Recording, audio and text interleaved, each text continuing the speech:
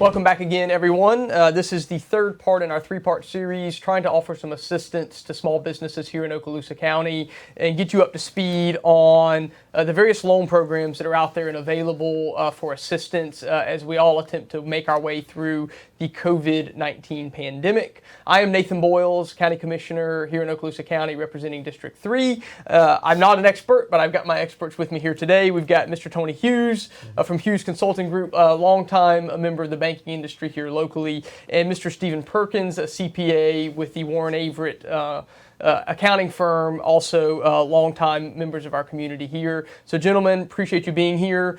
We have already covered the two primary federal sources of recovery money for small businesses. That was the EIDL loans and then the Paycheck Protection loans that have been made available. But we also wanted to take a few minutes and talk to you about, actually I think what was really the first program that came out by order of Governor DeSantis here in Florida, and that was some Department of Economic Opportunity Small Business Emergency Bridge Loans. This was funded with a $50 million allocation initially, and so if you've kept up with the Paycheck Protection loans, which I think had a $350 billion initial allocation, obviously a lot less dollars in play, but still one if you're considering all of your options that you may want to take a look at. And so with that, Tony, I'll turn it over to you. Okay, thanks very much, sir. So the Florida disaster loan, sorry, I already screwed up the name of it. Had too many acronyms. Too many loans. Too many loans, too many acronyms. So this is the Florida Small Business Emergency Bridge Loan Program. As he said, it was allocated $50 million. These are up to $50,000 loans for small businesses. Must have at least 2 employees. We'll talk about that in just a minute. It's a no interest, no payment loan for 1 year. And the purpose of it first rolled out March the 16th. So it was the first one really that small businesses could take advantage of to get an application in and try to get some money coming in. The idea is that the small business is going to be applying for either the PPP or the EIDL loan from the Small Business Administration that would be used to then repay this loan. So this is truly a bridge. It's to get you from point A, where you are today, to point B after you have collected the funding from your SBA disaster type loans. This gives you some money in the meantime. So that's what the whole idea here was. And you mentioned, I think, 12% interest after. If the loan is not paid at the end of the year, it is considered to be in default, and the interest rate goes to 12%. And so there's some incentive to get that paid off. Not intended to be that primary. That's exactly that primary right. source of long-term repayment. That's exactly right. Rolled the program out on the 16th of March. It was tweaked a little bit as far as how the applications are actually submitted. They actually rolled it into the Florida Department of Economic Opportunities website. It's the old Rebuild Florida Business Loan Program is the software program that they're using. I personally don't care for it. I mean, I know they're having to use what they've got, sure, but it was not designed for this program. And they've done a pretty good job trying to sterilize it, so it's not too terribly confusing, but it's still pretty confusing, I think, to most folks. But there is a paper application. You can go to the FloridaDisasterLoan.org website, which is what's up on the screen right now. This tells you, this as you go down. This is the your eligibility requirements. You can either apply online or download the application. I have the application here. Just so you can kind of see what it looks like. Now, I will tell you, it's different online, and I started to bring the online version up, but frankly, it's really confusing. So, I mean, if you spend some time, you can figure it out, but what I have done with my clients is just had them fill out the paper form, and then we've submitted the paper form. When you go to the online version, there's a way you can just fill in the basic information, just say, see attached, and then just upload all the supporting documentation and then submit it that way. That works a lot easier for me.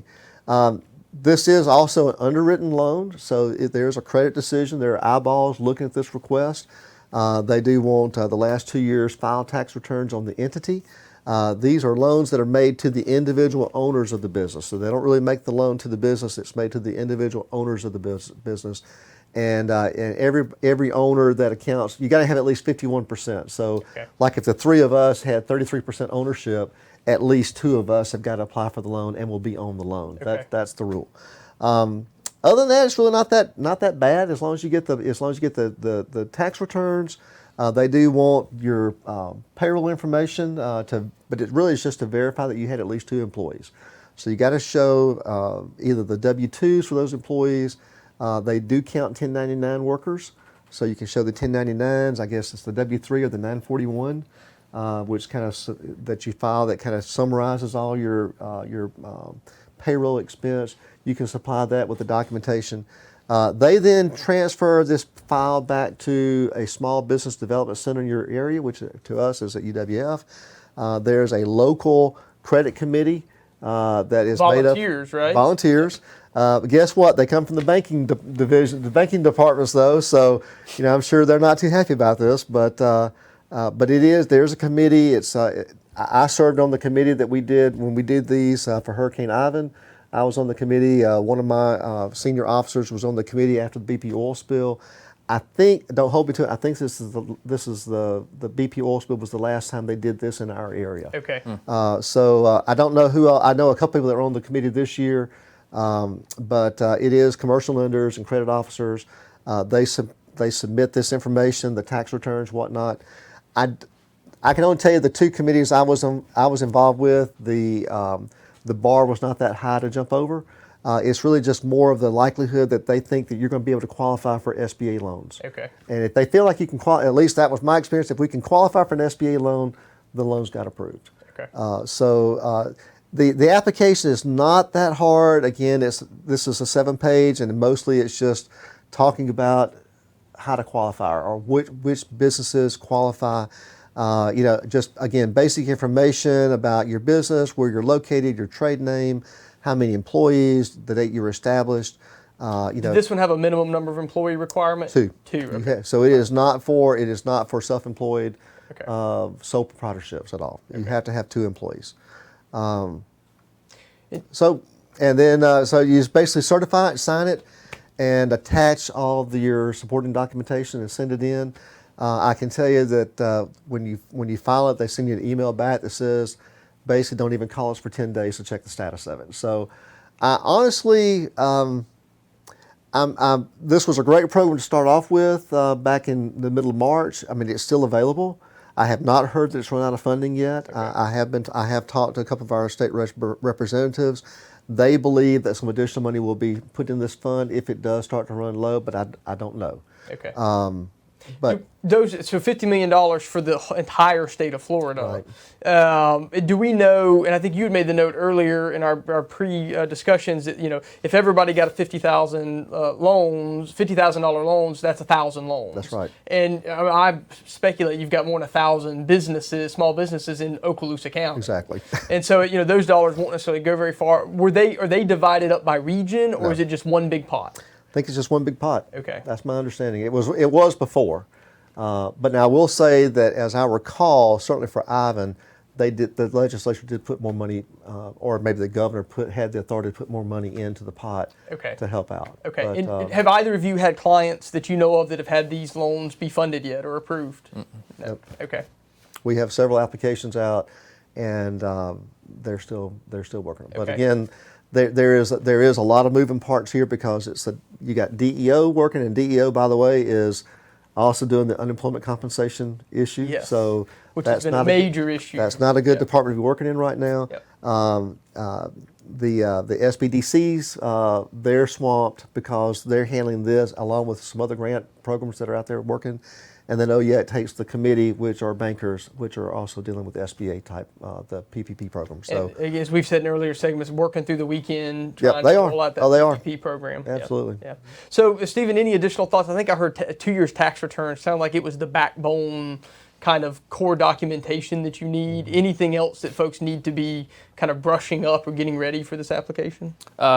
Like Tony said, I would have W-3 and W-2s because unfortunately the W-3 doesn't actually tell how many people are on that payroll. It's just the total payroll paid by the company. Right. So I would also include copies of W-2s. Okay. and I do think it's important also, all of my clients, I have been putting a narrative in that really kind of explains the business and also has, and explains the economic injury to the business. Now, in my clients, we've really just used 2 months because, frankly, once you get to $50,000, stop counting. Okay. Because that's as much as you can get. But you do need to have some. I think it helps to have some explanation about what the basis of your loan request is, and about the business and how the business will recover, using this money how it can recover, and then be able to pay, and then be able to qualify for the SBA disaster stuff. Understood. And so then this is obviously a state program. We talked in our prior segments about the 2 federal programs. Any exclusions or limitations if you apply for this one, Nope. Disqualifying you from the others? Not at all. Okay. So again, consider this another arrow in the quiver. Yeah. Okay. In fact, the legislation for the PPP and the idle loans specifically state that if you've gotten state bridge financing, perfectly fine. Okay. And you could use those longer term dollars through one of those other federal Pay this programs off. to actually pay this back so that exactly- you avoid the 12%. That is interest exactly rate. how it's designed for. Okay. Exactly what it's designed for. Understood. Okay. Well, gentlemen, anything you think we need to add on this final topic of discussion here today?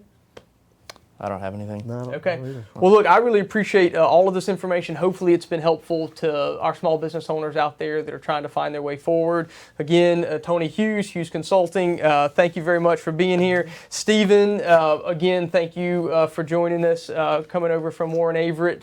Obviously, folks, if they have questions, if they get into the middle of these applications and they need help, I think both of you have the expertise. They can certainly reach out and find you and look for that support. And then a final thank you to the Fort Walton Beach Chamber of Commerce for spearheading getting this information pulled together. For all of our constituents out there, for up-to-the-minute information on COVID-19 related response items, you can go to myokaloosa.com. That's the Okaloosa County's official webpage. Lots of information and resources are available there to help you, whether you're just whether you're a citizen or whether you're a small business. Plenty of resources there. So thank you, everyone. Stay safe and stay healthy.